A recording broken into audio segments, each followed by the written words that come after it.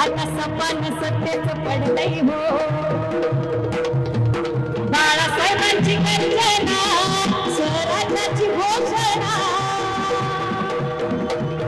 काल छत्रपती शिवाजी महाराजांची जयंती आपण साजरी केली